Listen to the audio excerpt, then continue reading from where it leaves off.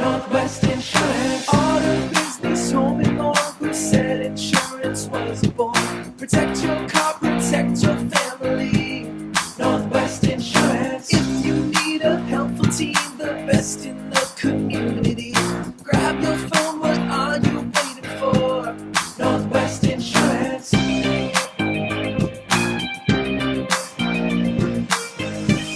Northwest Insurance. Hola, hola, hola. Welcome to the latest episode of Beyond the Policy, covering everything Dallas. I'm your host, Mark Villasana, and joining me as always is my BFF, sister from another Mr., marketing manager for Northwest Insurance.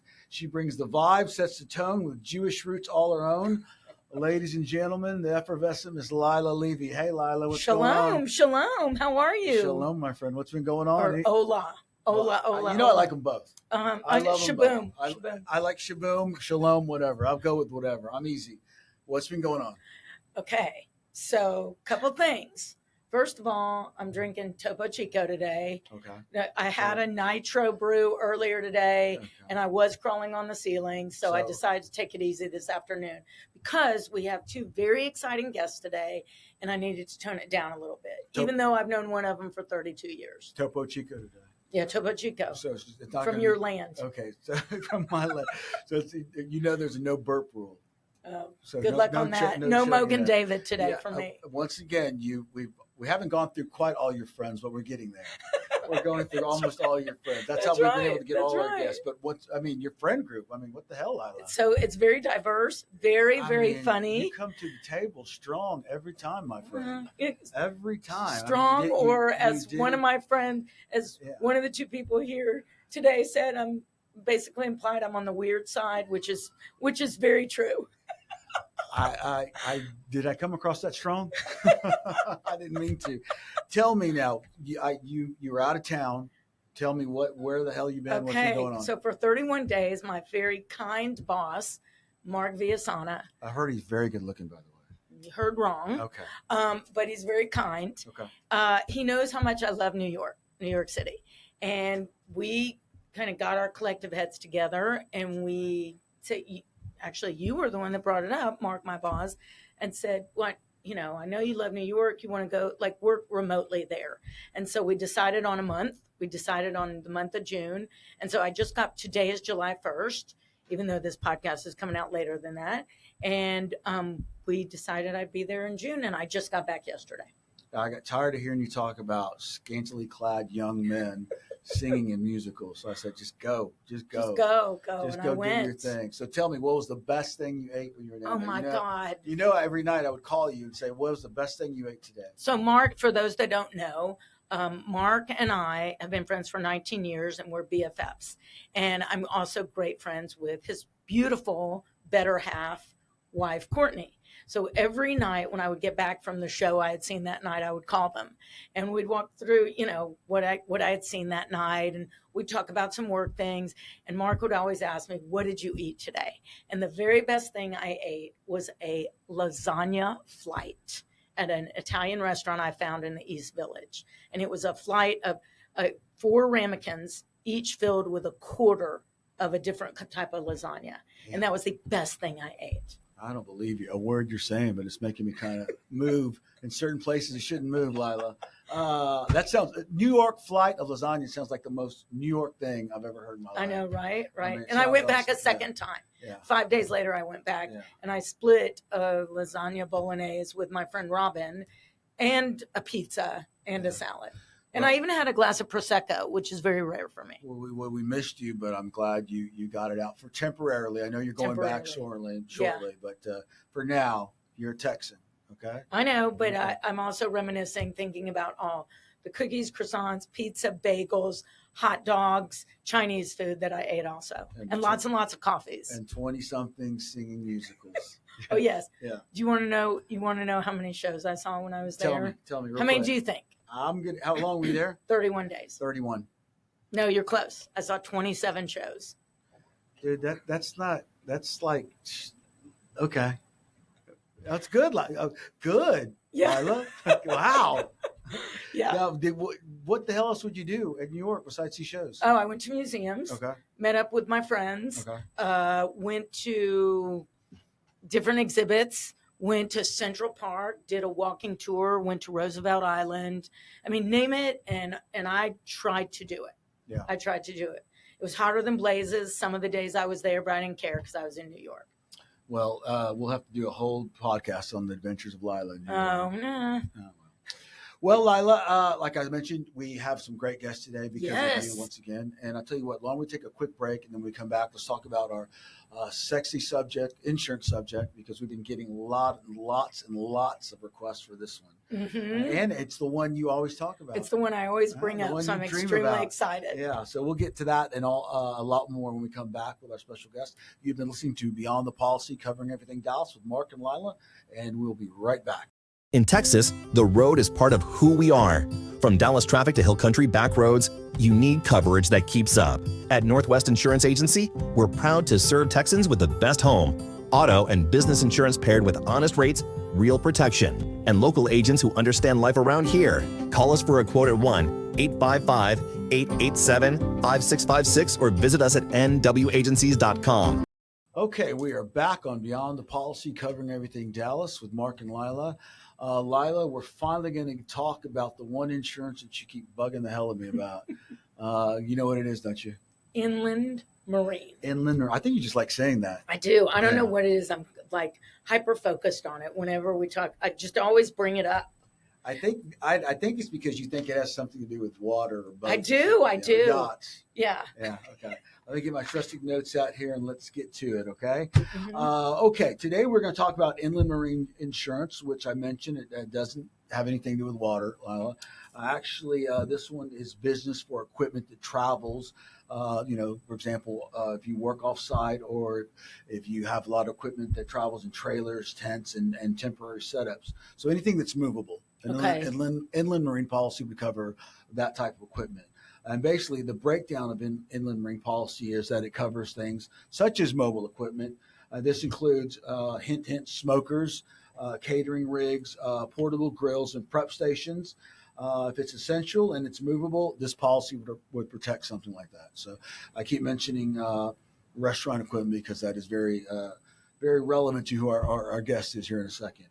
Another thing inland marine policy covers is property in transit. That means, for example, if you're taking your equipment to a particular venue, let's say you're catering a wedding. Yeah, you're like catering. You're catering a wedding. You're taking that equipment to the wedding or a festival fundraiser.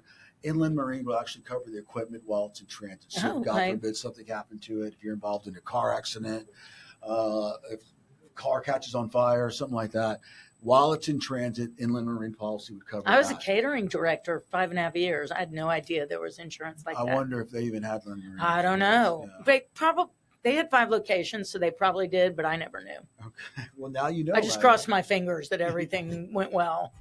You were white knuckling it the whole time? I really was for 5.5 years. Well, okay. Another thing inland marine insurance covers is off-site storage.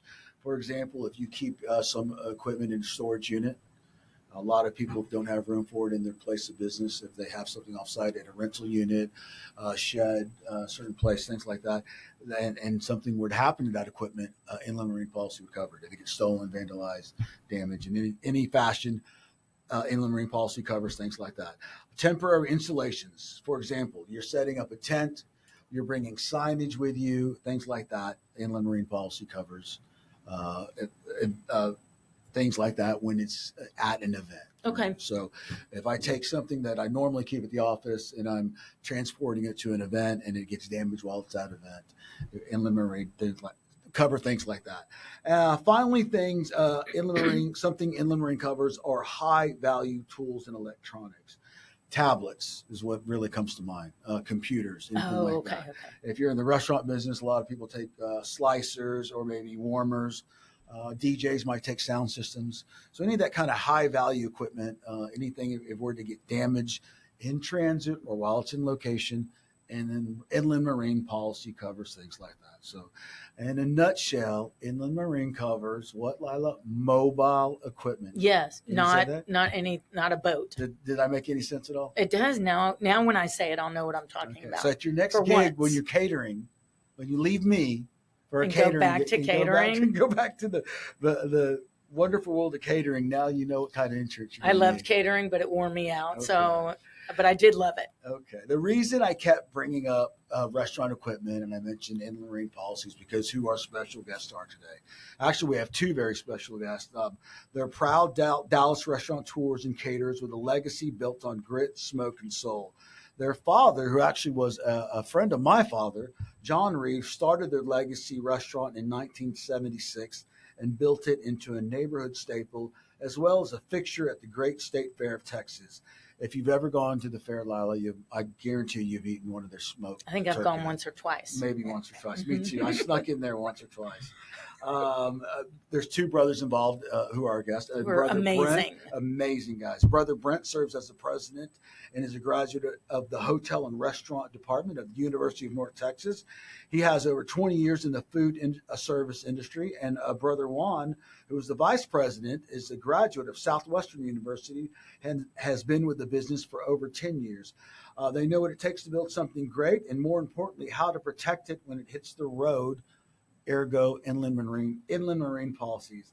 Lila, ladies and gentlemen, and insurance prowlers across the world, please join me in welcoming our guests, creators of some of the best barbecue in Texas and legends at the Great State Fair of Texas, Mr. Brent and Juan Reaves, owners of Smokey John's Barbecues located in Dallas, Texas. Hey guys. What's up, guys? Hello. What's up? How y'all doing, man? Great. We're hanging out with you guys. Thank you so much for being here. Thank you for driving all the Thank way you from so Denton. much. Now, as most of our guests are, you guys are friends with Lila, or at least you are one, right? Yes. Tell I me. think Lila's friends with anyone. If you're in the same room with her, you're for more than 5 minutes, you'll be friends. I tell this story. I met her one time. She came in for a quote. I have never been able to get rid of her. She's been with me ever since.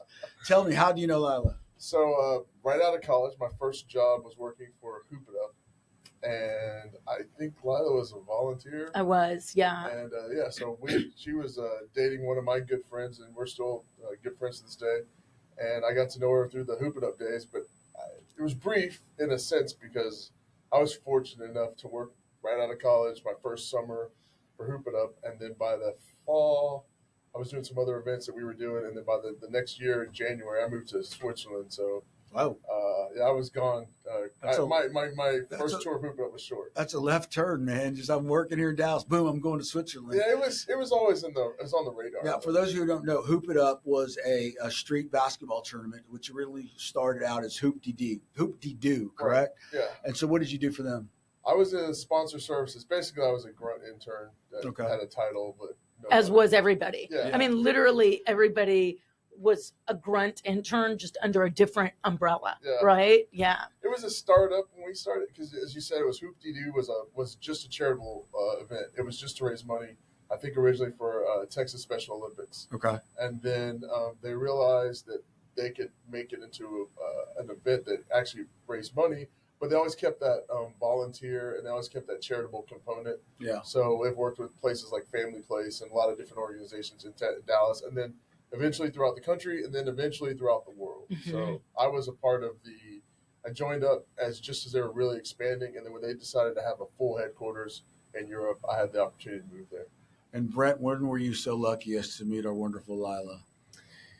I don't even remember. I just remember her coming in one day, and I thought we were related because that's what she makes you feel. That's what happened to I me, I man. thought she was my I'm other telling sister, you. and I'm so telling you. I was like, "Sis, I'll see you later." She's like, "All right, you coming to?" I'm telling you, before Dinner? there was COVID, there was Lila. That's right. That's right. I'm going to get a T-shirt that says I that. think it was something fair related, probably. Yeah. 'Cause Well, you're a volunteer. You're on the We're on the way I truly know Mark is that we're on the task force Yeah. for the fair, Yeah. which is and a lot of people don't know what that is. It's not the board, No. but it's a volunteer arm of the fair. And you've been on it. You told me earlier since '99, Yep. and I got on it. My first year was 2006, so this will be my 20th fair, and this will be like your 27th fair. And it's just it's a volunteer arm of the fair, but it's not the board. Yeah. So we're just there, physical bodies to help out the paid staff because they can't be everywhere, Yeah. right? And the Kind of task force has also created the skeet shoot tournament and the clay shoot tournament and the golf tournament, which all feeds into the youth scholarship fund. They raise a lot of money for A lot of kids, money. which I know you guys do a lot in the community too. I'll get to here in just a second, but I want to tell a quick story. My father knew your father very well. My father, who was also in the insurance business and actually pointed me in this direction, kind of like your father pointed you in the barbecue direction a little bit.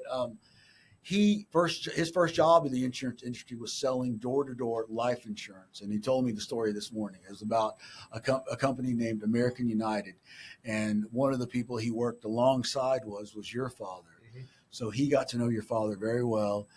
And then as I was growing up, my father would take me to your father's restaurant there on Lemon Avenue and Mockingbird. Yep. So I got to know your father, and it turns out Juan and Brent have both met my father along the way because my father is not a shy person. He came in and probably just told you that whole damn story 3 or 4 times. But I just think it's funny how Lila knows all these people, and somehow I seem to be connected to them. Also. So tell me a little bit about your dad. Tell me the background of the restaurant and how it got started, how it's called. Yeah, tell us Smokey about John's. why it's called Smokey John's. Well, obviously, you just mentioned that our dad was involved in insurance, and he was real estate insurance. He was kind of, serial entrepreneur. Yeah, just a classic entrepreneur guy who was just trying to hustle and find things and ways to make money. And he would buy houses, and he would sell houses. He would renovate houses. And one of the things he would do is, we all know, we want referrals, and you are looking to have more opportunities. One of his referral techniques was he would thank someone by giving them a smoked turkey or ham if they gave him a referral or gave him business. And he got to the point where that was he was getting a lot of requests because people liked it so much. His hobby was smoking the meats, and then people were like, "Hey, this is really good. Can I get one?" And you like to say that other part. Oh yeah, I love how you say it. Yeah, I mean, he had one point he had over 100 turkeys at the house that he was smoking for all these people who were calling. Wow! And so a friend of his came over and was like, "John, you need a restaurant. Like, what are you doing?" And he said, "Okay, well, you know what? I guess I'll go ahead and open a restaurant." And he opened up Big John's Barbecue about 6 months later. So originally it was called Big John's. Originally it was called Big John's. And the second week being open, the pit caught on fire and smoke billowed all throughout Mockingbird from this restaurant. And you mentioned the restaurant was on the corner of Lemon and Mockingbird. Right. It's like a little peninsula because there's Lemon, Mockingbird, and it was like a little island, yeah. Yep. And as a result, when you pull up to that light, that smoke was billowing out. This guy comes in and looks at it and is like, "Man, what is this? You call this place Big John's? You should call this place Smokey John's." Once again, Dad not missing an opportunity of a good idea. A couple weeks later, I guess he changed the name. And honestly, I don't think growing up we didn't necessarily know that story for a long time because we always knew it was Smokey John's. Right. Mm-hmm. So did your dad tell you, did it take off like right away, or did it take time to build, or how? Because it's an institution now. Yeah. So take me a little bit about how it went from nothing to what it is now. I mean, was it slow burn or? I think it was. I mean, I think it was a little. It was a bumpy start, I think. Yeah. But he was very fortunate. I mean, kind of like your dad, never met a stranger. Yeah. He's definitely a good front of the house guy, greeting everyone, and I think really what transitioned him and really picked up was Harvey Martin came in to eat at the restaurant one day, and he liked the food, came back, and then he was a larger than life, very affable person, and the two of them hit it off, and they were almost like brothers. Really? And I think when they clicked, of course, at that time in the late 70s, the The Cowboys. real deal Cowboys. The Yeah, Cowboys. they were the Cowboys. They were the real deal And they were a Cowboys. little more Cowboys, yeah. accessible. You know, they were Yeah. still over in North Yeah. Dallas with the Off of Forest off Lane. Forest Yeah. Lane. Yeah. So I think those guys, you know, Harvey started coming around, then Drew started coming around, and then pretty much everyone started coming around. And at that point, it became I think probably the one that kicked it off was when Harvey was at the Pro Bowl. Yeah. And they said, you know, what are you going to do? And he's like, when I get back, I'm going to eat Smokey's ribs at Smokey John's Barbecue. Oh man, I hadn't Best heard that barbecue one. We've seen The a clip clip. of it. Wow. Well, for this is how old I am. I'm gonna have to explain who Harvey Martin is. Oh yeah, you got it. Yeah. Yeah. Harvey Martin was like the defensive end in the 70s. Number He's 79. number 79 for the Cowboys. He should be in the Hall of Fame. And he actually holds the unofficial season sack record, right? Yeah. Single season sack sack record, record, yeah. which I believe was 23. If I'm, Yeah, it's the unofficial. yeah. You're right. Strahan actually holds it, but they didn't count sacks back in the day. Yeah. So he actually had 23, and he's And he was older. inseparable Yes. from number 54, Randy White, Right. the Manster. Right. Yeah. Anyway, whole different subject. Whole but yeah, different subject, but yeah. so he But that's kind really of what set got it me. off. Yeah. I mean, I think being friends with the Cowboys, he ended up being really good friends with the Murkisons, the Okay. original owners, and that really, I think, propelled a guy who wasn't shy and didn't have any issue. I mean, one of your partners that you work with, Dale, used to hang out at the restaurant back in those days. Really? Yeah. All right. You Shout go out to- through and like we have these. You used to have these big parties, some political parties. I think your dad's in some of those pictures Yeah. as well. Yeah, he And is. they have these. We have these collages of all these different faces, and you could. It's a who's who of from. I mean, I think Kay Bailey, Yeah. Hutchinson, Everybody Old in Bears, the- all sorts of people were in these. Now, did you guys always go? Because I used to go to the office with my dad all the time. Did you guys used to go when y'all were kids and hang out? Absolutely. Isn't it All the amazing time. how much you can learn through osmosis? Because you probably weren't actually listening, just playing or whatever, Yeah. but you picked up so much.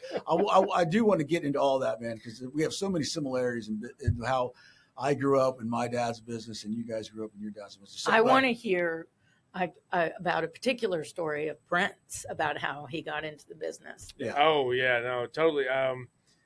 So I'm sure I was giving my mom grief just being around, and just because I was high energy. So my dad was like, go with me to the restaurant. So we started going with him to the restaurant, hanging out, and we had this tabletop Pac-Man game. We were dating ourselves. Oh man, so Harvey no doubt. Martin, Harvey Martin, Pac-Man, yeah. Eh, Like that was the game too, yeah. And so I would say, Dad, hey, can I have quarters for the Pac-Man? He's like, yeah. quarters. So I take quarters, right? So I took the quarters, and I'd lose them in like 2 or 3 minutes, and I'd come right back. Dad, can I get some more quarters? And he did this about 3 or 4 times. Yeah. And so the last time, he was like, you know what? Give me just a second. I need you to go get 2 pitchers, 1 pitcher of water and 1 pitcher of iced tea. I said, okay, no problem. So I get the pitchers. He says, when you every time you see someone's glass get half full, you fill it up. Okay. So I said, what about the quarters? Do this. Got it. So I started doing that. And then, after a while, the first few tables would leave. And when the first tables left, I went back and I saw money on the table. So I was like, oh my God, the people left their money. So I grabbed the money and ran back to Dad. I'm like 5, 6 years old. I said, Dad, they left their money on the table. Dad's like, son, that's what you call a tip. Whenever you provide extra service, people will give you extra money. He said, if you do this every day when you come in, you'll never ask me for Pac-Man money again. And so for me, that was this instant gratification in the Right. restaurant business. I'm in. You're a good man, because I would have taken that money and been right at the Pac-Man machine, right off the bat. Listen, let's take a quick break, Lila, and then when we come back, I want to get into what it's like working with family, because I have some opinions on that. We'll be right back on Beyond the Policy, covering everything Dallas with Mark and Lila. In the heart of Dallas, we know that life moves fast. And when it does, you need an insurance company that's as reliable as the city we call home. At Northwest Insurance Agency, we're proud to be a part of the Dallas community, offering customized coverage to protect your home, your car, and your family. Whether you're navigating downtown or enjoying a weekend in the suburbs, we've got you covered every step of the way. We're more than just an insurance company. We're your Dallas neighbor, always here to help. Northwest Insurance, proudly serving Dallas. All right, we're back on Beyond the Policy, covering everything Dallas with Mark and Lila. We've been talking to Juan and Brent Reaves, owners of Smokey John's Barbecue, Dallas barbecue legends, really, Lila, and State Fair legends. I want to get into how you guys got involved with State Fair, but first of all, I want to talk about what's it like working with your brother, man? Because I started out with my insurance agency alongside my brother. Our father worked with us also, but he's kind of more of a mentor. But my brother and I'm go for it guy. I'm like, if I see a shiny object, I'm like, let's do it. My brother, he's more reserved. He wants to think about things. Tell me, what's the dynamic between you guys?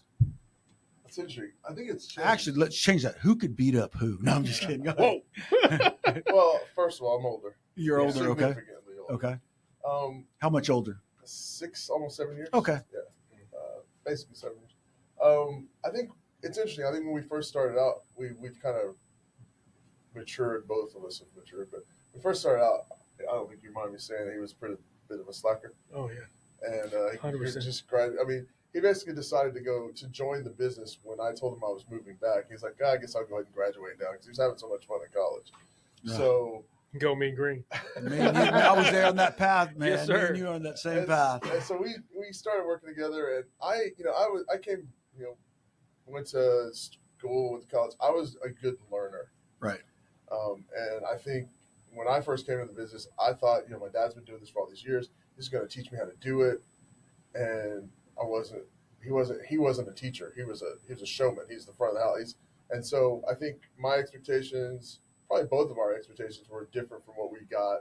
And Dad's expectations was he was a hustler. He was always making it happen. He's looking for us to show that hustle muscle, but we didn't come from the same situations that he came. So we struggled with that. So in the process, we worked well together. I think partly because we were never rivals. It wasn't like we were trying to date the same girls or on the same teams. I was so much older. I think it made for he looked up to me when I was younger. And then when I saw who the young guy that he was becoming, I was like, man, this kid's he's way cooler than I was when we were in college and all that stuff. So I was like, oh, that's how that works. Cause I was like straight and narrow, the oldest kid, Yeah. nerdy guy. And he was the cool. So it's like, I admired that about him, and he can tell you what he admired. But the bottom line is, we didn't start off with any kind of animosity or angst, so it made it easy for us to work together.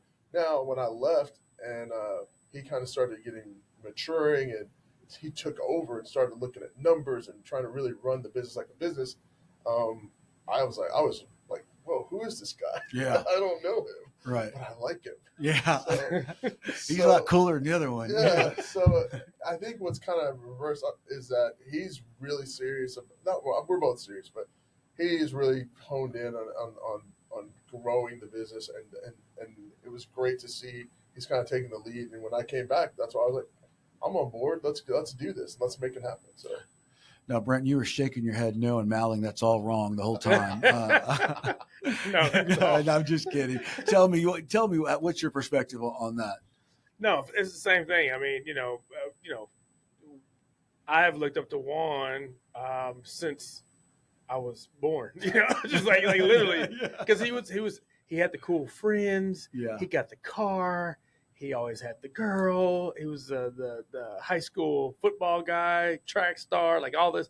And so it was like, I was like, oh my God, Yeah. So for me to start working at the restaurant was to be able to work with your hero. Like, it's your childhood hero is like who you get to work with. So for me, there were, like Juan said, there was never really any animosity or like rival or none of that. It was just like, oh my God, okay, we get to be on the same team, That's true. It's like, that's the one thing, like, we always talked about, like, he was a really good basketball player. I was an okay basketball player. But I could have made him a great basketball player, but I wasn't around when he was in high school. I was living abroad or whatever. But it was like, working together gave us a chance to be on the same team. And that's been probably our favorite part of it. Now, how proud was your dad when Oh, man. Oh, I think so. That was the reason. I also think, every good show, every good movie, every good book has to have that character that just instigates or or makes everybody else come together. Right. That's kind of how Dad was. Okay. So Dad was like, he He knew what was buttons to push on everybody. on everybody. Yeah. Just, I mean, from mom to dad to Juan. I to love just, your dad. Oh, man, man, he just, what I know, man. he pushed sounds like everybody's me. buttons. Oh, yeah. So, but it made us like connect more because we kind of had the same philosophy about business and growth and ideas and marketing. Like we kind of always had that. So Dad was just like, "What are y'all doing? That's crazy. That's stupid. Y'all always doing, internet. Who's going website? Who wants a website? So like Dad was like that guy, right? And so eventually, like so when Juan came back to the restaurant, it was like, okay, let's go do everything we ever wanted to do. And we just did. We started doing everything. Now you have a sister. Is she in the middle or younger? She's the youngest. So she's the youngest. Like 10 years younger than me. Yeah. Okay, and she's a lawyer. Is that right? She's a lawyer, a pastor, a super mom. She's everything. She's a rock star. Rock star. Oh wow! Yeah. And is she involved with the restaurant at all? In spirit. She keeps up with what we have going on. Mm-hmm. The coolest thing, probably one of the coolest things she's ever done involved with the restaurant is we've been very fortunate. Been a lot, more than most people don't get to be on TV as much as we have. And we did a TV show together. Yeah. It was a restaurant. It's called Family Restaurant Rivals. And we were planning to do it with Dad. Mm-hmm. I mean, he's larger than life. Lots of people. Right. At this time in his life, he was slowing down. And he didn't have the energy, and he didn't test well, which is hard to believe, but he didn't test well when they interviewed us. And they were like, we really want you guys on the show. Is there anyone else? And so we brought our sister in. Okay. And the three of us, and that's probably as much fun as we ever had. Oh, yeah. For the three of us. We got to fly out to California and shoot the show in Burbank and spend the whole day. And it was Valley Birdnelly. Oh, really? Dating ourselves again. Yeah. That's awesome. But You it mentioned was that awesome. your dad slowing down because he was so gregarious. Yeah. Mhm. How was that to watch? Because my father is older now; Yeah. he's 80 something, and he was also the showman and also the. Was it difficult for you guys to watch your dad? Was it difficult to see you guys see him slow down? Excuse me. It was for me for sure because I think that show was what made me realize it. Yeah. Because it's a slow process, and you kind of say, oh, you still think he's got that personality, Right. But what we didn't realize is he didn't have the energy to be himself To do that 24/7, yeah. Mhm. and it became evident when we were doing this, when we were interviewing for the show, because he was kind of chilled, and they were like, no, this isn't going to work. And we the whole idea of us being on TV with our dad, Oh, man. as funny as he was, yeah. as gregarious, That's a sitcom, man. it was it's like a whole- the it's a whole restaurant. show. Our Yeah. restaurant was a sitcom. Yeah. I mean, we had all the parts. We had the main players. Yeah. We had the weird guys. I mean, we had singing cab drivers. We had all kinds of crazy things going on at our restaurant. We had a resident plumber who just kind of hung out there all the time. Really? We had all these different characters. So to think that, wow, this is our chance.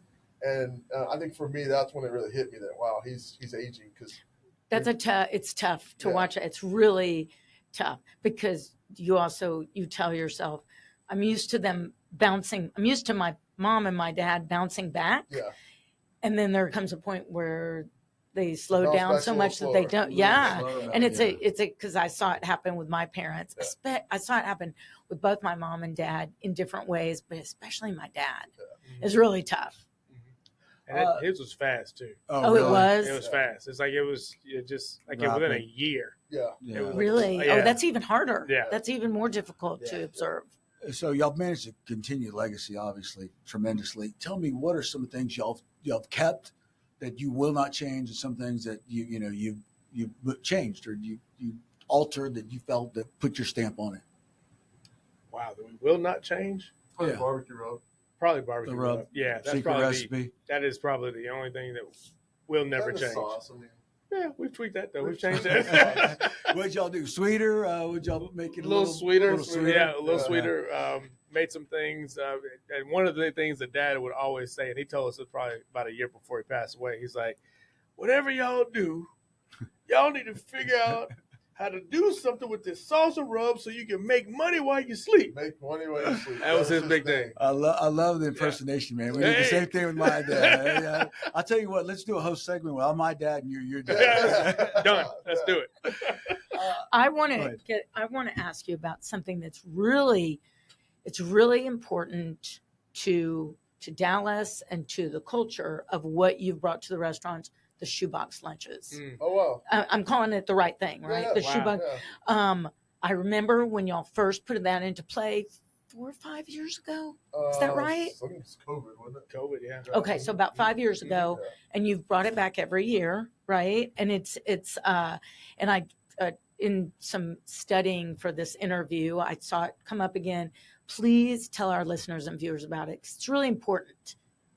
So we had a PR person that was working with us, and we were trying to come up with something to do for Black History Month, and she heard about a place in St. Louis? It's Detroit. Maybe Detroit. No, it's Detroit. Yeah, they did a shoebox lunch. And basically for Black History Month, they were doing these shoebox lunches, and the shoebox lunch was basically how minorities, not all minorities, but particularly Black people, when they travel during Jim Crow era, they couldn't stop at any restaurant to eat. So what they would do is pack a shoebox lunch, and shoebox was because that was like a really good box back then. So everyone would keep when they bought new shoes, you didn't always get new shoes, but when you got new shoes, you would save that box, Right. and they would save it for traveling. And so then you kind of see where people would wrap the ribbon around it. They would pack a lunch in the shoebox and tie the ribbon, and that would be something the kids would look forward to. They couldn't go to a restaurant while they were traveling. They'd pull over and have like a little picnic and eat their shoebox lunch. And so we learned about this and thought it was a cool idea. And originally, the guy who did it before, it just had this basic. We made a cool lunch It's box. a lunch box. Like a box lunch box. But what we did was we actually bought shoe boxes to Okay. replicate exactly what people would experience back during the Jim Crow era. And That's we created really a cool. little label. I was about to say, did y'all mark? Yeah, put- so his 100%. box was really cool, and we actually looked into buying them from him, but it wasn't feasible financially. But his box had all these like historical figures, like screen printed on there. What we did is we wrote for the first one that we did, we just wrote the description. We shared the story of what the history of the shoebox was and what was in it, and then we, like Brent said, we went out and found real shoeboxes, and not like used. We got brand new shoeboxes. Yeah. So your sandwich didn't smell like sneakers or anything. But we That's got a new sauce you're talking about. So we put the label on to kind of describe it, and then we offered it in the restaurant, and then it became a really big tool for catering. We got a lot of news coverage because no one had ever done it in this area. And then what happened was like, how do we top that? So the first year we just did one, and the second year I think we did, was that the George Floyd. No. The first year was. yeah. So we did it the first year, and then when the George Floyd situation happened, we did a special edition for Juneteenth, and we offered it from Juneteenth to July 4th. We call it Freedom to Freedom, and what was the name of that you remember? That's a good one. Yeah, it had a cool name for it because it was really talking about how we grew up around different cultures and always being amidst different cultures, and so it really focused on the idea of being colorblind, but not being colorblind. Because colorblind to me is kind of an insult, because it's not that we don't see the color; it's that it doesn't change how we treat you. Yeah. So we see all the colors, Right. but it doesn't. How we interact doesn't change. Exactly. And so we focused on that, and that was our message on that box. And then the next Black History Month, we did one for entrepreneurs, and we highlighted historical entrepreneurs as well as some local entrepreneurs. And we featured a box where we had our products and products from other companies like Cookie Society and Mama Moore's Popcorn and a guy that made candles. And we had all these different options, so you could buy the box, but you got all this other stuff with it too. And it also shared we made a little booklet, and it shared the stories of the other people, of the historical figures as well as the local folks. So you can it was our way of kind of giving back and supporting other minority businesses and using that spotlight to shine lights on them. I applaud that the fact that you don't shy away from being leaders there, and not only your own community but other minority communities. So 100%. Absolutely. and it sounds like the community, being a part of the community, is really important to you guys. I'm guessing too that was passed along from your father. Absolutely. Oh, 100%. That was a bridge to community. I mean, that's what people always say is from Hispanic to Black, white community, Dad connected people from all races, religions, and that's what people knew him as. He was the one that would come and bring wisdom to groups where there was chaos. Yeah. But that's how Dad was, and so we've grown under that umbrella for so long that our thought is that because we are not here without the community, we're not here without different groups coming to support us. So then for us, like, you know, we just recently did some food for one of our team members, which is wonderful. Her kids go to a school in Dallas where they don't really get any funding. And so they wanted to do a teacher's appreciation. So we were like, man, let's do this. Let's do it from you. Like as if she's sponsoring the food. That's awesome. To take care of all the teachers where her kids go. Oh, you know, man, and it's cool. it's predominantly Hispanic school. Yeah. And great school, great kids. Doing great work. Yeah. And so it's like, hey, look, let's support the local school that's not getting the funding, you know. Right. But you never know. It's like now you get some of those guys come in and come eat because they had the sandwich for the first time. How y'all left the ladder down, man. Yeah. I love that. I tell you what, let's take a quick break. And when we come back, I really want to get into the fair because I know everybody knows about Smokey John's Hickory Legs. So we'll take a quick break, Lila. And when we come back, we will talk more with Brent and Juan Reaves of Smokey John's. You've been listening to Mark and Lila on Beyond the Policy, covering everything Dallas. In Texas, the road is part of who we are. From Dallas traffic to Hill Country back roads, you need coverage that keeps up. At Northwest Insurance Agency, we're proud to serve Texans with the best home, auto, and business insurance paired with honest rates, real protection, and local agents who understand life around here. Call us for a quote at 1-855-887-5656 or visit us at nwagencies.com. Okay, we're back on Beyond the Policy, covering everything Dallas with Mark and Lila. We're talking Juan and Brent Reaves of Smokey John's Barbecue. Guys, I want to talk to you about your involvement with the barbecue. I'm sorry, with the State Fair of Texas. Was that your father who originally got involved with the State Fair, and how did that come about? Yeah, so Dad started in 1978 with the State Fair of Texas. Yeah. He was the restaurant then at that point was 2 years old. Is that right? Okay. Oh man, it's kind of wild that the restaurant was kind of in its infant stage, but I don't really. He had some foresight to. He did. Someone reached out, or he had the opportunity to go, and he was the second black vendor at the State Fair. Is that right? Really? As far as we know, the second minority.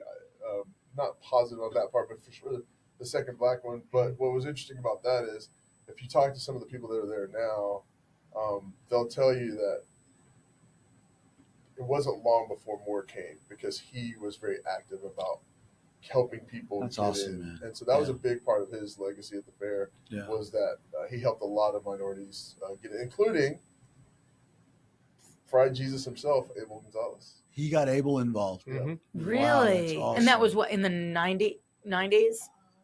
Mid-90s? Early 2000s. Oh, early 2000s. Okay. Okay. For those of y'all who don't know, Abel, you want to tell a little Yeah, Abel, one of his creations, I remember, this is the one that stands out in my mind, was the fried butter in 2009. He had done some other things prior to that. Peanut butter and jelly was his first. Yeah. Yeah. Because that was the first, people don't really remember, but the first Big Tex Choice Awards was Elvis themed. Yep. And so it was supposed to be Elvis themed, and that's how he came up with the fried peanut butter and jelly. Okay. And then 2009, he did fried butter, and it made national and international news. Oh yeah, he's on Ellen and Oprah and Gail came out, and that's all because of that's all. Were you there? Really? Oh yeah. Go look at the footage. He's in the booth when Oprah and Gail came. That's awesome. Really, I know. What cracks me up about that is that Oprah came and went to Abel. I've seen it. I've seen the clip, and she said, "Why'd you call it fried butter? It's really not fried butter," because it was more like a biscuit, right? It was more like, and she's like, "Why do you call it fried butter? Because it's more like a biscuit."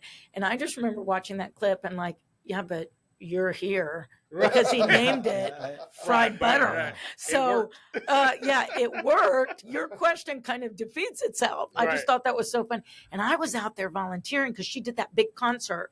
Remember Nate whatever his name is, the designer was out there, and Joe D. Messina and the Dallas Cowboy cheerleaders. And I was out there volunteering. And there was the SWAT team. Do you remember that? On top of the buildings. Oh yeah. It was wild when she came out. And everything. Yeah. So your dad got Abel involved. Abel. The story is Abel applied, Okay. But our dads, I'm sure your dad knew Abel's dad too. Oh yeah. Abel Oh, Gonzalez, He used to yeah. have the restaurant The down rest, in of course. in West End. The West End, yeah. Yeah, right where Great- the old great Star restaurant. Club was. Mhm. That was right a next great to restaurant, Mhm. man. I love that It's a food. cool venue too. Yeah. I had my 30th birthday party there. I guess my invite got lost in the mail, but anyway, I was in charge with Brent and my wife, so My fault. thanks, Brent. Sorry. We'll have words later. Yes, ma'am. But yeah, so Abel had applied, and then he mentioned offhand to Dad that he had applied, And your dad and my made some dad calls. was pissed. He was upset because he's like, "You didn't tell me I would." And so what happened was, nothing happened. Abel hadn't heard anything, and the guy who ran the fair, who had what Melody's job is now, is Ron Black. He came to Dad and said, "Hey, we got the spot opening up. Would you want it?" And he was like, "I would, but it's a good spot." And he's like, "Yeah." He says, Man. "You got a guy who's got an application in Abel, and he got He- Abel." That is incredible. That's Mhm. awesome. Well, enough about Abel. Let's talk more about you. Let's talk about more you guys in the turkey leg. So next to the corny dogs, Fletcher's corny dogs, I would say you guys are the food at the fair. It's y'all two, y'all neck and neck. How many turkey legs do y'all sell during the fair, roughly? Between 35 to 50,000. Wow. 35 days. to 50,000. in And how many 24 boots? days. Do you have 3 boots? We have 5. 5 now. You have 5 boots. Uh-huh. Yep. 5 booths. And where was the first one? There on the Midway? The first one was in the Cotton Bowl Plaza. Okay. Because back in the day, the Cotton Bowl Plaza, Was they didn't it? have the Chevrolet stage. Okay. The Cotton Bowl Plaza was the featured Yeah. zone. So if Main you look, stage. most of the people that are in that plaza, they're with a couple, with obviously a few exceptions, but most of those are like long time fair vendors, like 50 years and more. And how many people do y'all employ during the fair time? Now, Yes, now. A little over 120. Yeah. 120 Just people. at the fair Just for for the those, fair. for those Fair, 24 just for the days. fair, Yeah. Just And for that. where do Okay. you find those employees? Social media. Social media? We recruit in our restaurant. Okay. That's something that we brought to the table because when our parents started, they had one booth, and then they were fortunate enough to get a second in the Tower building. And I don't know. Yeah, a lot of their friends. It's And all their friends. Yeah. Yeah. They had so many friends. So it was like a few family members, and then friends would come out, and some people volunteered. Some people that they would pay them a little something, or they cook their Thanksgiving meal or whatever. Right. And so it was really not until we got the third booth when they really started having to figure it out. And that's right about the time that we joined the first year they had the third booth, we weren't involved. The second year we took that booth over. And so at that point, one of our ideas was, hey, why don't we recruit here in the restaurant? So we started putting up signs in the restaurant, and that's how we started. We learned to recruit for ourselves because our parents' friends were getting older. They weren't as interested, and we needed more bodies because we had more booths. And then we eventually got the fourth, and then last year we got our fifth. Oh, last year. Okay. How much responsibility do you guys feel to keep the legacy that your father started? I mean, does that ever come to In the fair or in general? in general? I mean, your dad, Smokey John's barbecue and at the fair Yeah. is known all over the state of Texas. No, I mean for me, it's kind of the It's the driving whole force. reason why we do it. Yeah, It's definitely just, the driving force. Yeah. just because it's kind of like we want to push it to where he wanted it to go. Right. Really. So his idea was, he's like, man, I want to build the business up. We didn't know this until like maybe a year before he passed away. He said he wanted to build it up to be able to sell the company. That was his dream. It was like build up a restaurant brand and then be able to sell it. So Right. okay, so at least that gives us an idea of where you wanted to go. Right. And then for us, we just now, we don't know. We just keep going and Yeah. doing different things. Yeah. Like we're in the banana pudding business now. Like we start manufacturing banana Is pudding that right? for one of HEB's concepts, Joe V's Smart Shop. So, but again, we had no idea that was the direction That we were would have going. never been something on the radar. Yeah. But what we've learned is we definitely have a responsibility because he did so much for people and was such a influence Yep. that if we're going to use that name, we have to use it well. And so that's a big part of what we do. And then, it's the driving force. We obviously want to take care of our families, want to be successful. Sure. But if we can do that and continue our dad's legacy, that's really I always tell people when you read in the Bible, honor your father and mother. A lot of us think of it as like an obedience thing, and it's really bringing honor to the family name is what that comes from. And so every day that we do well with Smokey John's, we're bringing honor to our family name and to our dad's legacy. And I think that's a driving force for what we're about. And it's very important to us. And, we hope he doesn't have children. We'll see what mine want to do. But if we still have Smokey John's going and they want to continue, that'd be awesome. If we have an opportunity to sell it, we know that's a brand that he started that someone saw value in and wanted to purchase. That's bringing honor to him. Yeah, I mean, you guys do it well. You bring honor to him every day. And I totally relate to all that, man, because I have a family business and I'm trying to get my children involved. And the option is either they do it, I'm going to have to sell too. Yeah. So, Yeah. That's where we're at. I have Go a ahead. question. Now I'm going back to food. What at the fair is your number one seller of the turkey leg at your 5 booths? Yes. Okay, so what's number 2 seller? Brisket sandwich. Yep. Brisket sandwich. Yeah. Okay. Brisket. Now, what you always make these really crazy, delicious desserts? So peanut butter and chocolate together is the greatest sweet flavor combination that God has ever created. I mean, and if anybody wants to dispute me, you can email me at info@nwagencies.com because I'll go down. Yeah. I will die on that hill. There's Hard nothing, to argue that. I mean, right? And y'all created? Tell me. Yeah. Tell the viewers what you created. That And, how'd you get the idea? yeah. Right. So we did fried Reese's and ice cream. So I actually won a TV show with that item. His very first show. Which First TV show? It was called Deep Fried. Deep Fried Dynasty. No. It was called Deep Fried Masters. On Deep Fried Food Masters Network? on No. Destination America. Destination America. Okay. Yeah, This it's like was- Discovery Channel. Yeah. It's one of those. Yeah, no, I remember. This Yeah. was like a low-end chopped. It really was. Oh, okay. Yeah. Okay. Don't be selling Brent short. Hey, I'm You not won. knocking that. No, it's one. true. I'm just saying, It's true. You don't want someone to go search that out and go, "Oh, Right. It's what's happening?" right. That's weird. So we finished up. We made it through the first round, second round, and made it to the final round. And Okay. the final round was they wanted a dessert, and so they had some tortillas, Reese's, ice cream, and some strawberries. And so I was just like, you know what, that'd be pretty cool to put the Reese's in the tortilla, and like make it like a fried empanada. Like a burrito, yeah. Right. And then deep fried that with some powdered sugar, and then put it with some strawberries, just kind of balance the flavor. And so it actually won with that item. Damn, that sounds God. So we got back, and Juan was like, "We got to put this on the menu, bro." Well, first I Yeah. was like, let's put it in the Big Tex Choice Awards. Right. And they were like, no, you've already had it on the TV show, so you can't enter it in the show awards. So we're like, we're definitely putting it on the menu. Right. Yeah. And when we first started off, we sold a couple thousand the first year. Yeah. And over the years, it's become a staple and popular. And I think what our peak year, we probably sold maybe 20,000. Yeah. Oh my God. Yeah. So that remind the tortilla and the Reese's and all that. Years ago, like 14 years ago, who doesn't love a hot tortilla? Right. And just one day I was like, oh, I bet peanut butter would be good on that. And to me, I thought that is so weird. Like, I'm not going to tell anybody I'm eating this, but that's kind of weird, but it tastes so good. Like, because the peanut butter becomes hot, right?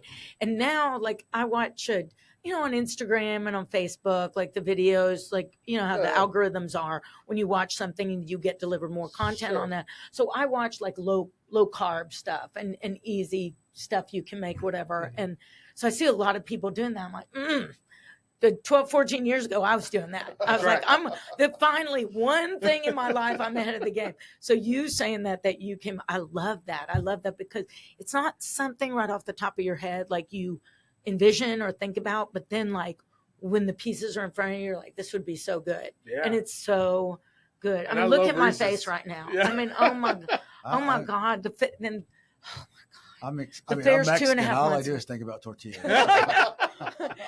and I'm Jewish and all I think about is food. So Come on. there you go. And it's funny because the flavor of the tortilla, when you fry it, it gets this almost buttery flavor. Yeah. Yeah. And it Yeah. just comes out. It tastes like a peanut butter chocolate pie. Yeah. It sounds awesome. Please, man. can you please Yeah, cater yeah, a meal yeah. for one tomorrow night for me, just for me, and just bring a Cambro full of those. Full of those. Just a Cambro full of those. Full of those. Yeah. Well, I tell you what, guys, I know you guys probably have to get back and get to the smokers. We do have 5 questions that we ask all our guests. Oh, cool. And we don't tell you guys what the questions are, and they're all Dallas related Okay. because after all, the name of the podcast is Beyond the Policy, covering everything Dallas. So these I'm are all, laughing because one of the questions, I'm One going of to the- ask I the mean, first question. one of the questions you better know the damn answer. I'll tell you that. I'll let Lila go ahead and start. Okay, I'm going to ask that question. Go ahead, go for it. Okay, so we're asking questions indigenous to Dallas. Okay. What's your favorite barbecue place? Wow. And what's your go-to order there? Man. Wow. So obviously, Smokey John's would be our favorite. Of barbecue. course. But I'll say Cheater. this though. Here's the thing. When I was growing up, I thought we had the best barbecue in the world, You do. and I was like offended if you talked about or went to any other barbecue place. My wife will tell you when she first got married, she was working downtown. One of her friends met her at Sunny Brian's down in Depot, and I was so mad. Not Deep, in West End, and I was so mad at her. I'm like, you are the wife of the owner of another restaurant, and you're out here. I was so frustrated. Nowadays, I recognize that there are a lot of good barbecue places, and I think we have our own unique style, and I think we're really good. My go-to is not barbecue, though. My go-to in our place is a catfish. Oh, Yeah, you I'm a can't go big wrong. catfish Can't go wrong fan. there, yeah. So do you fry it or do you We have Cajun or? We do our featured item on the catfish will be fried. We do offer a blackened catfish, a plate or salad, but the fried catfish is. If you look at our reviews or talk to our customers, there are people that come to our restaurant just for the catfish. Just for catfish. Oh, dude, we got to try that. Yeah. Okay, What so about you? the catering for tomorrow, you're going to bring some fried catfish, Right. and you're going to bring a Cambro full of those desserts. The A Reese's. Cambro, like this big is one. catering jargon. I know Yeah, what we- I'm talking yeah, about. we know I'm what not it messing is. around. I love it. What about you, Brent? Yeah, what's what about you, what's your Brent? favorite? So I'm Other gonna- than Smoky John's. other than Smokey John's, Yeah. Oh, you have I one? was- other than Cadillac. Cadillac. Cadillac. Yeah, so Okay. Todd is just a wonderful guy. Yeah. He's a wealth of knowledge. I tell you what. And he's- that's he's one of so the best. Generous. Yeah, it's Really? really good brisket. With Well, sharing well- his knowledge, though, he's just a great guy. Yeah. Real quick, is there a different type of what type of brisket he serves as opposed to what y'all do? Is Yeah. it just a different? Is it, It's a very high He's high using level. the high Okay. level prime, Yeah. as Okay. well as the style of smokers that he uses. And Yeah. there's a reason he's only open 3 days. what's your Yeah. favorite barbecue go-to dish at a barbecue restaurant? And a barbecue. That's funny. So it would probably be You got to throw some crazy idea. No, Tell you what, no. no. Like a it would tuna probably melt be or something? brisket, but so I usually lean to more vegetables. I really do. So I like to see if like people have really good sides. Like for Okay. us, our collard greens, Yeah. mac and cheese, and sweet potatoes are really good. Cabbage. Cabbage Your is collard great. greens are Oh, really good. It's good. Man. They're It's really good. good. They've gotten Oh. better if you haven't been there in a while. That's Yeah. a good answer though. Yeah. That's a great answer. Okay, Put that in the Cambro too. question number 2. Same question, but Tex-Mex. What's your favorite Tex-Mex restaurant here in Dallas, and that's what's a your go-to tough one. dish? Jeez, Man. Louise. That Come puts us on, the man. You- spot. We know so many people that own restaurants. Offend them all. Oh yeah, Herrera's is like Herrera's is our I love go-to. Herrera's. I mean they That's our go-to. My wife and family. We still go to Mia sometimes.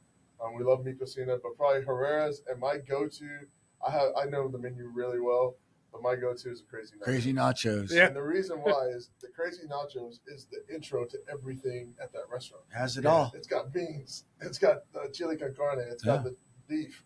It's got the picadillo beef, and it's got the cheese, and it's everything. It's everything you want. Good and answer. and man. Rafa's. And Rafa's. Rafa's What- on so- Lover's Lane. and what's your dish at Rafa's? Rafa's I get the Acapulco. Acapulco. So The it's, Rafa's across from Eatsy's. That's Okay. it. Yeah. That's Okay. it. Yeah. Love their food. Okay, I Love their need to food. go there. That's It's been on my so list good. for years. That's good. Okay, Really good. I gotta go. Sometimes their special is they do like a sauteed snapper taco. Oh, Red snapper. I bet that's good. So good. Yeah, Rafa's is good. That's It's man. good. Y'all keep hitting Y'all out the making me ballpark hungry. with your answers, man. Y'all got some good I know, I'm ones. getting Go so ahead, hungry. number 3, Lila. Okay. See if you can do it right. I always mess this one up. Who is it favorite or best? The best. The best. Who is the best Of all time. of all time, in your different opinions, coach of the Dallas Cowboys? Tom Landry. Wow. Okay. There's two choices. It's- Dave Campo and Dang. No, Tom Landry, because Jimmy Johnson was great. He got us 3 Super Bowls. Wonderful. Tom Landry changed the league. Mhm. He innovated Thank you. techniques that were used throughout Today. Throughout today, yeah. That group, there's nothing against Jimmy Johnson, and you can't be wrong with that answer, but Tom Landry for sure. What about you, Brent? I would split it with Jimmy and Tom Landry. Oh man, I'd have to. I mean, well, just because, like Juan said, I do think that he set a standard for character right. for the guys. I think what Jimmy brought was just the whole winning culture. Like his focus, determination was I think at a whole nother level, and especially taking a team from 1-15 to now being like, Yeah. or not now, but then just Back then, yeah, phenomenal yeah. powerhouses they were. It's two obvious choices, so Yeah. there's still only two ways you can go with Yeah. that one. Okay, next one. In your opinion, do you think the JFK assassination was done by a lone gunman, or was there a conspiracy involved? Go ahead, Juan. We'll go to you first. And go ahead and flesh out your answer, man. Tell me why you think what you think. So when you say lone gunman or conspiracy of a group, do I think there was one gunman that day? No, do you think Lee Harvey also acted alone, or do you think there was a vast Oh, conspiracy? no, I think it was he was working with someone. He was working with somebody. And any idea who you think he was I have working no with? idea, but I know that another guy you could have on this podcast who would have a great idea is Jack Pylan, Jack's Prize. Oh yeah, Jack's Fries. Okay, I'm Oh, from the man. old sportatorium Oh, days, man. man.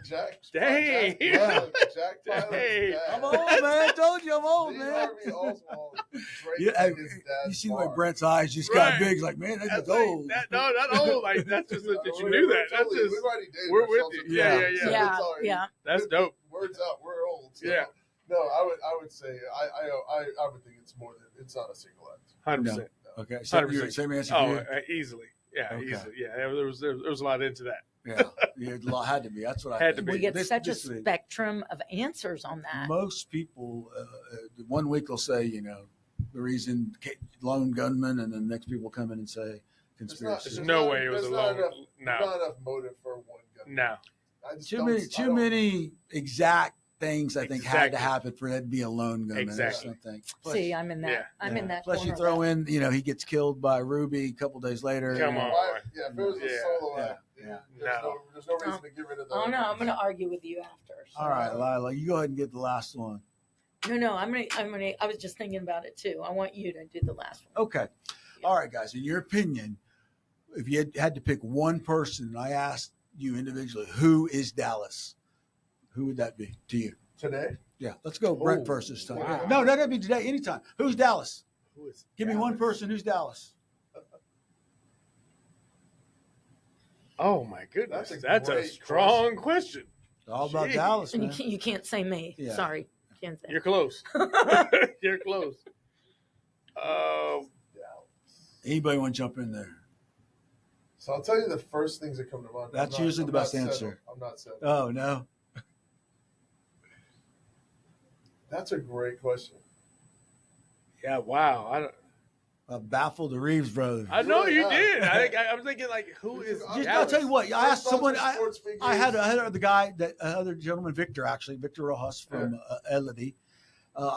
I said he has having trouble answering. Also, I said, what was the first thing that came to your mind? Just throw me that answer. It could- J.R. Ewing. Jay. Okay, we've had almost everybody has answered Jay. Yeah, a lot of people. What about you, Brent? Mine was Ron Kurt. Ron Kirk. Okay. Okay, that's a Okay. great answer. I just- Flesh that out. Why Ron? What came to Ron? Why did Ron Kirk come to your mind? I just think Dallas at that time was evolving. And I thought that Ron Kirk was a very good leader that represented that evolution that needed to happen for Dallas. Yeah.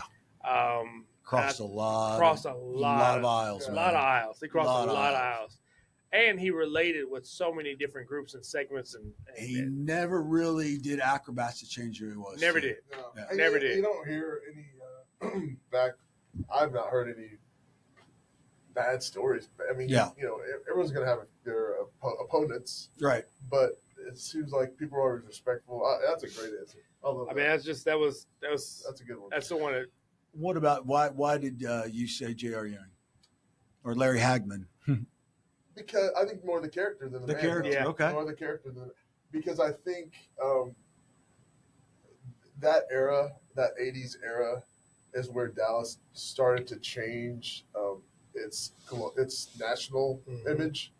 Because I think we weren't alive for the Kennedy assassination, but I think that's what Dallas was known for so long. Right. And I think the show Dallas and that character, while he didn't necessarily represent the community, the whole community, but that show brought a different perspective on Dallas. And I think it made people nationally not necessarily forget about the assassination, but think of us for more than just that. Mm-hmm. And I think during that time, that's when you've got the 80s Cowboys coming along. You've got the Tom Landry group. And I think that era just changed the way people view Dallas. Because you meet people when you travel, whether it's in the States or internationally. And if I say I'm from Dallas, they're like, whoa. Yeah. And I'm like, what? As a person who lives here and who loves to travel, I don't know why you come to this city necessarily, just off the top. It's not like you're coming to see monuments or there's some great historical things other than the Kennedy assassination. But what happens is I think there's a fascination with our city because it is larger than life. It is so known for different things, I think. But I think, for me, I think J.R. Ewing came to mind because I think that was the era where we made the shift. Yeah. So. Well, guys, thank you again so much for being here, for driving all the way out to Denton. I really appreciate your time, man. It's been fascinating talking to you guys. And it's really fascinating to me to find out how much we have in common coming from family business. Absolutely. Real quick, speaking of family, I want to give a shout out to my brother-in-law, Manny, who helped me get through a hard time here recently. I just want to throw that in there real quick. Listen, from someone who took over his father's business, and I know how important it is for me to uphold that legacy and to take it even a step further. I know your father is very proud of you guys. So congratulations on your success. Thank you so much for the turkey legs you bring to the State Fair of Texas, man. I know I'm going to knock one out at least one a day every time I'm at the fair. And the sweets. Yeah. The and sweet, you guys are and welcome. the Cambro tomorrow. Welcome back on the show anytime. And we look You're forward. not welcome back on the show. Well, They certainly are. no. Can I say one? Yeah, please do. You got to have us back for this one reason. Tell me. We want to tell you about how important it is to have business interruption interservice. All right. I'm definitely going to have that story. I mean, if you want to tell us a little quick hit about what Basically, happened. we had a fire in 2017. But this is the bad thing was we didn't read our policy well enough because that's why we. Well, first of all, the first mistake you made is you didn't buy it with me. True story. Okay. We would have been in the situation. Yeah. I'll try to do it quick. He got a call one day. He's taking over the restaurant. Mom's passed away. He's running the show. They're updating his policy. What's your equipment worth? Not what would it cost to replace it. Oh my! So they gave you actual cash value on that, which was probably pennies on what you needed. $53,000. That's number one. Number two, there was a clause in our subrogation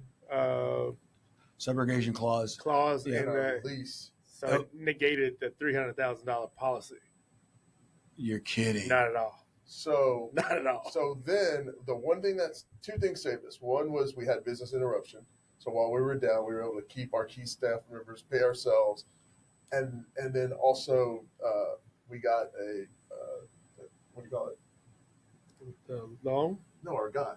The adjuster. We got our own adjuster. Okay, you had an independent adjuster come out, which was great because if not, they would have probably not given you what you wanted or needed. And really, that adjuster came through for us huge, and it really changed the trajectory of our business. Yeah, well, that's awesome, and I will thank you for the commercial. Yeah, I will say real quick. You don't have a good policy. Since you brought it up, I will say this real quick. The industry has changed now, where you can get insurance on the internet, make a phone call. You never talk to anybody. Right. What I offer and what Northwest Insurance offers is actually being able to talk to an agent, have explained to you what you're buying, on what your coverages are, and maybe where you lack coverages. So something to think about. Owner, I would never buy something on the internet Right. for No. my business. Right. I want Well- to know. I want to talk to someone. I want to know who I'm going to call when I have a problem. Exactly. So And for that, I would definitely say. and I think Lila can attest to this. We are open 24/7 for our clients. I want my Yeah. insurance person to have a podcast. Okay, there you go, man. Look, I'm coming for you. I'm coming for you. We are coming for you, man. And you wake up in the morning and be at that front door, like say anything, holding up the boombox. I love it. But you know what I was talking about. Exactly. Yeah. Guys, thank you again so much for being here, man. Thank you It's so a pleasure much. meeting you. Thank And you for I'm glad we're friends now. Absolutely. All right, take And care. And if you have any questions, suggestions, you want to make a suggestion that Mark needs to wear a different. if you want to sport know coat. why Lila's friends are so cool and what's wrong with her, please just send us an email at That's a long email. info at nwagencies.com or give us a call at 214-356-5656. 214-352-5656. I'm like your dad. Or look at the bottom of the There screen. you go. Yep. And it's going to be all right. I'll get better. I'll get better. Yeah, All right. please. We'll see you next time on Beyond the Policy. Thank Covering y'all so Everything much. Dallas. Thank Thank you. you.